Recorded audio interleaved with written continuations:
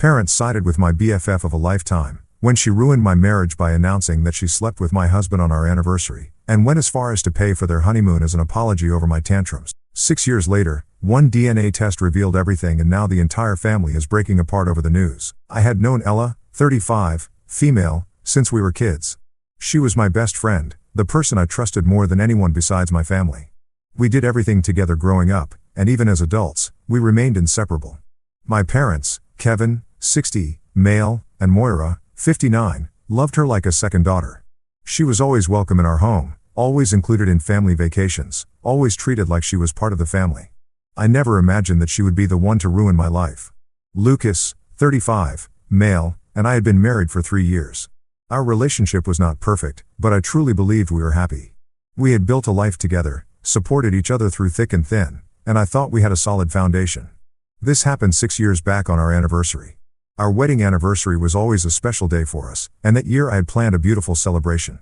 I spent weeks making sure everything was perfect. Ella showed up at the anniversary dinner uninvited. She walked into the restaurant like she owned the place, smiling like nothing was wrong. And then in front of everyone, other diners, waiters, she announced that she had been sleeping with Lucas. Not just once, not just recently, but for the past year. She acted as if she was sharing casual news, something trivial, while my entire world shattered around me. I looked at Lucas, waiting for him to deny it, to say something, anything. But he just sat there silent, guilty, confirming everything without a single word. I felt like I couldn't breathe. I wanted to scream, to cry, to demand answers, but all I could do was sit there frozen in shock. Ella had stolen my husband, and she had chosen my anniversary to tell me. When I finally found the strength to walk out of that restaurant, I thought my parents would be on my side. I expected comfort, outrage, support. Instead, I was met with disappointment, not towards Lucas or Ella, but towards me. My parents told me I was overreacting, that I was being dramatic. They said that things like this happened, that marriage was not perfect, that forgiveness was important. They made excuses for Ella, saying she had always been impulsive, that she didn't mean to hurt me. They even defended Lucas, claiming that men made mistakes, that it was natural. I was completely alone. My husband betrayed me, my best friend betrayed me, and my parents refused to acknowledge the depth of my pain. It was as if my feelings didn't matter at all, as if I was being unreasonable for expecting loyalty from the people I love the most. And the worst part? My parents actually paid for Ella and Lucas's honeymoon. Yes. As an apology for what they called my tantrum and my refusal to be mature about the situation, they sent them on an all-expenses-paid trip to Europe, treating them like newlyweds while I was left to pick up the pieces of my destroyed marriage. It felt like a cruel joke, like a slap in the face. My parents had chosen Ella over me. They had chosen the woman who ruined my life over their own daughter. I tried to make them see how much they had hurt me, but it was useless. They didn't understand. Or maybe they didn't care. They kept telling me to move on, to be happy for Ella and Lucas, to stop making everything about myself. It was like I was invisible, like my pain was an inconvenience to them. They had always adored Ella, and now it was clear that their loyalty lay with her, not me. I stopped answering their calls. I couldn't stand hearing their voices, acting as if nothing was wrong, as if I was the one making things difficult. Every message from my mom was about how disappointed she was in me, how I was being stubborn, how I needed to grow up. My dad would send short, cold texts telling me I should accept reality and stop being bitter. Not once did they ask how I was doing, how I was coping with the loss of my marriage. They only cared about making sure Ella and Lucas were happy. I saw the pictures of their honeymoon on social media. They looked thrilled, like they hadn't just destroyed my life. My parents commented on every post, telling them how beautiful they looked, how happy they were for them. I blocked them all. 6 years passed, and life moved forward, but I never truly recovered from what had happened. The betrayal sat in the back of my mind like an old wound that refused to heal. I distanced myself from my parents, from Ella, from Lucas, and from anyone who had sided with them. I built a life of my own. Then everything changed again. A single DNA test shattered what little stability remained in my family. It started when my mother, Moira, decided to confide in Ella about something she had been keeping secret for decades. Moira told Ella that my father, Kevin, was actually her biological father. Ella didn't believe it at first. Why would she? It sounded ridiculous. We had grown up as best friends, not sisters. But my mother insisted, saying she had known the truth for years, but had kept it hidden because she felt guilty. She had been close friends with Ella's mother, and my father had been having an affair with her the entire time he was married to my mom. When Ella was born, my father didn't step up as a dad, and my mother, feeling guilty about the whole situation, tried to make up for it in her own way. She convinced my father to provide for Ella and her mother secretly. He bought them a house in our neighborhood. He made sure Ella attended the same school as me. He kept her in our lives under the guise of generosity. All while my mother carried the guilt of knowing the truth but refusing to expose my father's affair.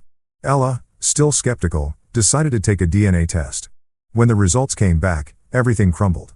My mother had called me that morning and told me my father was very sick and I absolutely needed to be there, though I was skeptical. I went there. My mother lied, of course. When I reached, she said I deserved to know my sister. Kevin was indeed Ella's biological father. My father had spent years pretending he was only helping Ella out of kindness when in reality she was his daughter. My mother had known all along and still favored Ella over me because she felt guilty about denying her a father for so many years. The fallout was immediate. My father denied nothing. He didn't even try to defend himself. My mother broke down, claiming she had been trapped in the secret for decades and had done the best she could. Ella was furious, not because she had been lied to, but because she felt like she had been used. She wasn't angry at my father, though. She was angry at my mother for not telling her sooner. She was angry at me for getting a better childhood, for being the daughter my father actually acknowledged. She turned her rage towards me as if I had anything to do with the situation. My entire family exploded with accusations, resentment, and decades of buried secrets surfacing at once. My father barely spoke. My mother kept crying. Ella played the victim, and I just stood there numb. How was I supposed to process this? The woman who had betrayed me by sleeping with my husband was actually my half-sister. My parents had betrayed me in more ways than I ever imagined. Everything I had ever known about my life was a lie. My childhood best friend had been planted in my life to make up for an affair. My mother's love for Ella had nothing to do with friendship and everything to do with guilt. My father had been a cheater long before Lucas ever came into my life. It was like my entire existence had been built on deception. The family broke apart. My mother and father barely spoke. Ella started demanding that Kevin make up for lost time, claiming he owed her for the years she spent fatherless. My father, always wanting to take the easy way out, suddenly acted as if he had always wanted to be in Ella's life and started giving her everything she asked for. My mother resented him for it, despite being the one who had allowed it to happen for so long. I watched it all from the outside, feeling like I had been cast out of my own family, while the person who had destroyed my life was now being rewarded with everything she wanted. So I walked away. I cut ties with all of them, not out of spite, but for my own peace. And for the first time in a long time, I felt free. But my mother tried reaching out to me constantly, begging for forgiveness. I don't want to forgive her. Ida for refusing to forgive any of them? Update 1. After I walked away from my family, I thought that would be the end of it. I had spent too much time being hurt by them, and I wasn't going to let their drama consume me any longer. But just because I stepped away didn't mean the chaos stopped. If anything, it got worse. Ella wasted no time in claiming her place as my father's real daughter. She went on a mission to take everything she could from him. His money, his time, his attention. And my father, who had spent decades pretending she didn't exist in that way, suddenly became the doting father she had always wanted. He started introducing her to the extended family as if she had always been a part of us. They took trips together, spent holidays together, and he even changed his will to include her. My mother spiraled. She had spent her entire life carrying the weight of my father's affair. And now she was watching the child of that affair take her place in his life. But instead of blaming my father, she blamed me. In her mind, everything fell apart because I'd stepped away. If I had just accepted things, if I had just let it go, none of this would have happened. She kept reaching out, trying to guilt me back into the family, but I refused. I had given them all enough of my time and energy, and I was done. Ella got exactly what she wanted. She had my father's full attention, his money, and the validation she had spent her whole life chasing. But it still wasn't enough for her. She wanted more. She wanted the perfect family she had been denied growing up. And when that didn't happen, she turned on my father, too. She accused him of never truly caring, of only acknowledging her now out of guilt. She resented the fact that he had chosen to stay with my mother all those years instead of stepping up for her. She wanted revenge. She got it. She told my mother everything, every detail of their affair, every time he had lied, every promise he had made to Ella's mother. She painted the picture of a man who had never truly been loyal to anyone. And my mother, already broken from everything that had happened, completely fell apart. But the destruction didn't stop there. My father, feeling betrayed by Ella's accusations, cut her off. The same woman he had bent over backwards for, the daughter he had finally acknowledged, was now just another person who had turned against him. He revoked the changes to his will and stopped speaking to her altogether. Ella, furious, lashed out at both of her parents. She blamed my father for his neglect, blamed her mother for accepting so little from him, and blamed me for having it easy, even though my life had been anything but easy. Oh, and Ella is still pretending as if my mother is also her mother and that she loves her so much. The extended family didn't know where to stand in all of this. Some people took my mother's side, saying she had been humiliated enough and deserved better. Others felt bad for my father, arguing that he had simply made mistakes but didn't deserve to have his entire family collapse.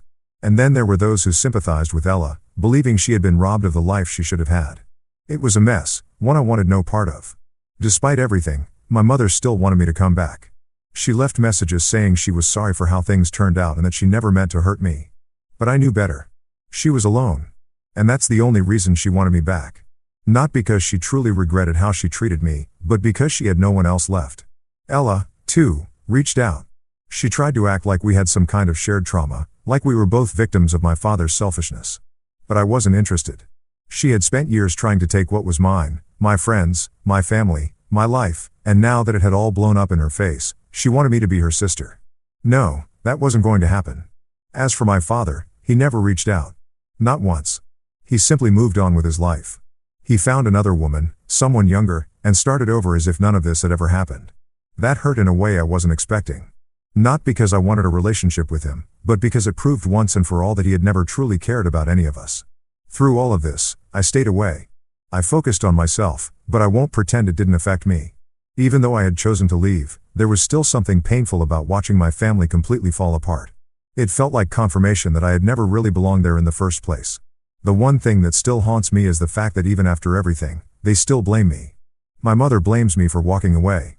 My father blames me for not understanding why he did what he did. Ella blames me for having the life she wanted. No matter what, I was always going to be the villain in their story. And honestly, I'm okay with that, because at least I got out. Update 2. I never imagined that something as special as my wedding would become a battleground. But here we are. I've been hesitant to write an update, but after everything that's happened, I feel like I need to get this off my chest and ask for some advice. It's been an emotional roller coaster, and I'm honestly exhausted.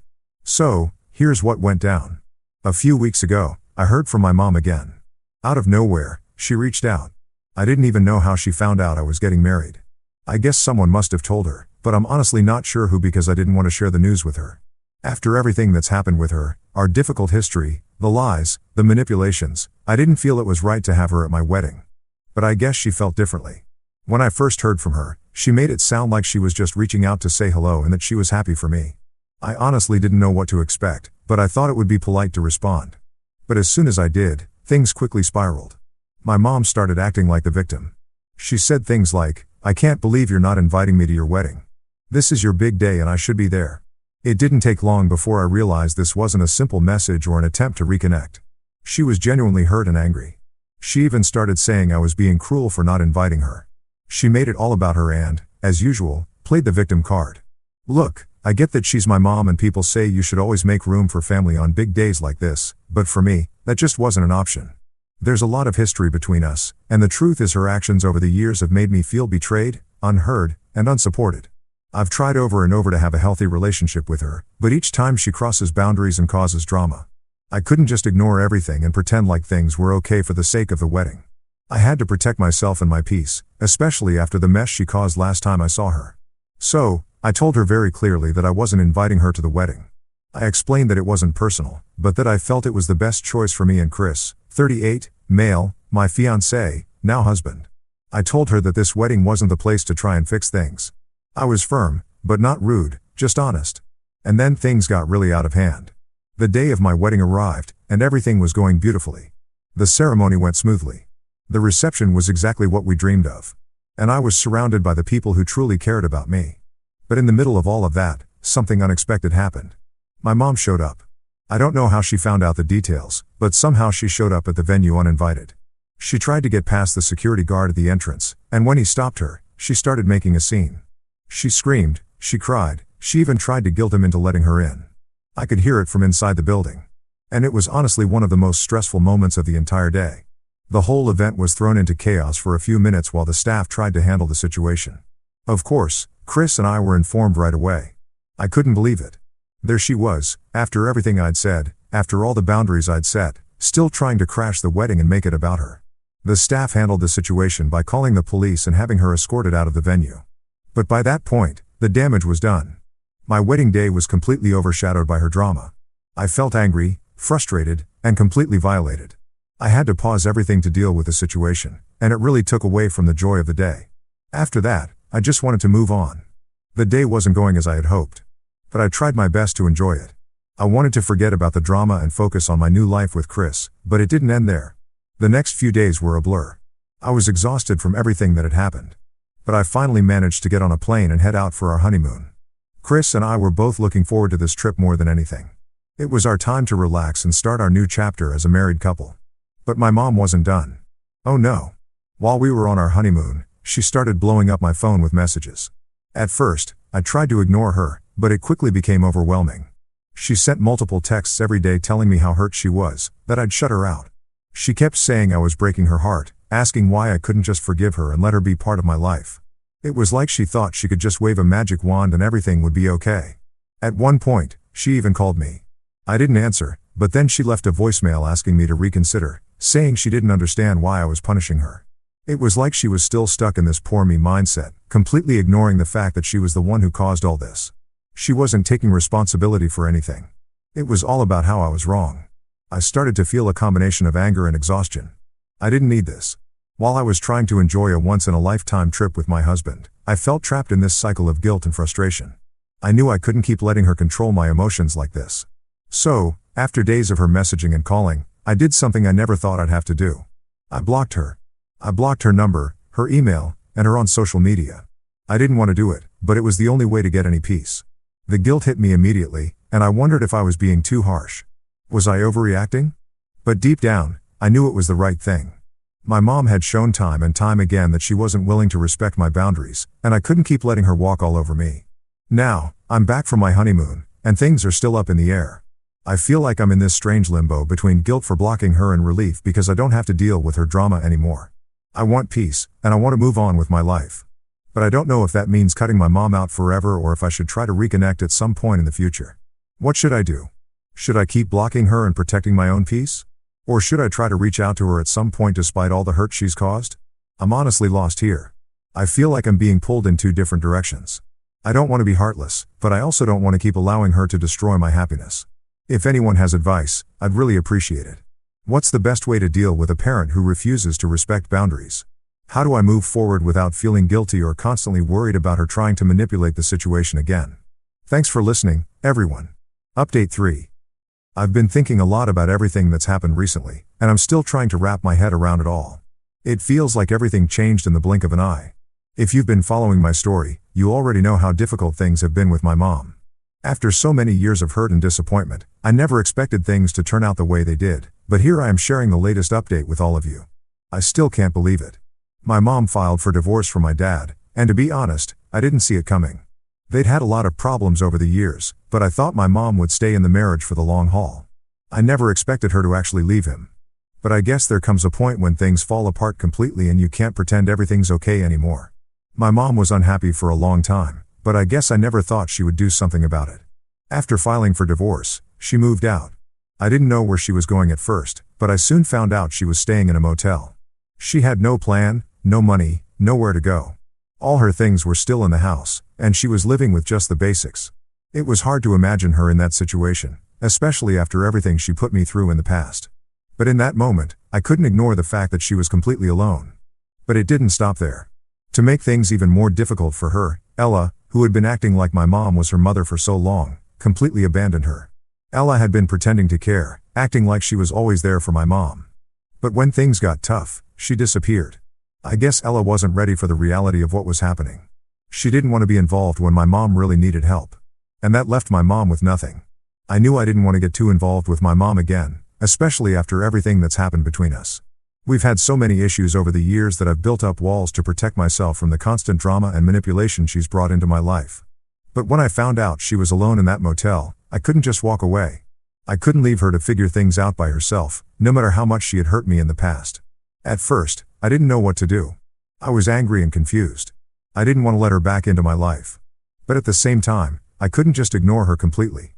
I kept thinking about how hard things must be for her, especially after everything had fallen apart.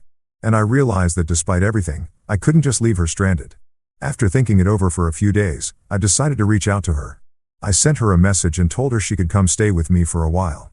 I wasn't ready to build a relationship with her. I made that clear right away. I told her I wasn't prepared to act like everything was fine, but that she could stay with me until she figured out her next steps. It felt like the right thing to do, but it also felt like the hardest decision I'd ever made. She was shocked when I offered. I could tell she wasn't expecting me to help her. She thanked me, and soon enough she showed up at my door. The moment she arrived, I saw how lost she really was. She didn't have much, just a few bags and a look on her face that told me everything I needed to know. She wasn't the same person who had manipulated and hurt me for so long. She was broken, tired, and seemed unsure of what to do next. Since she's been staying with me, things have been strange. There's a lot of silence between us. We don't talk much. I'm still trying to figure out what to say or how to act around her. I've made it clear that I'm not ready to have a relationship with her. But I also didn't want to kick her out when she had nowhere else to go. It's an uncomfortable situation, to say the least.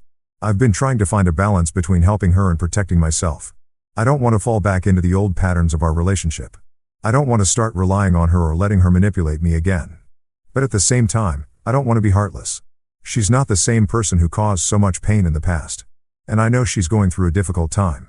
I just don't know how to navigate all of this. Having her here has also brought up a lot of old feelings. I've been reminding myself that I don't have to forgive her right now. I don't have to pretend like everything's okay. But it's still hard to be in the same space as her and not feel conflicted. Part of me wants to help her, but another part of me wants to keep my distance. I can't ignore the years of hurt, and I don't want to risk falling back into old habits. She's been respectful so far, keeping to herself most of the time. She hasn't tried to push me to open up or force a relationship. I'm glad for that. It's given me space to think and figure out what I want. I still don't know if I can ever fully heal from everything that's happened between us, but I also know I can't shut her out completely. This is just where we are right now. It's a moment of uncertainty. So, that's where things stand right now. I've opened my home to her, but I've made it clear that I'm not ready to rebuild our relationship. It's still a work in progress, and I'm not sure where it will go from here. I don't know if we'll ever have a close relationship again, but I'm trying to take the small steps that feel right for me. If anyone has been through something similar or has advice on how to handle this kind of situation, I'd love to hear it. It's tough to navigate, and any perspective would be helpful. Thanks for reading.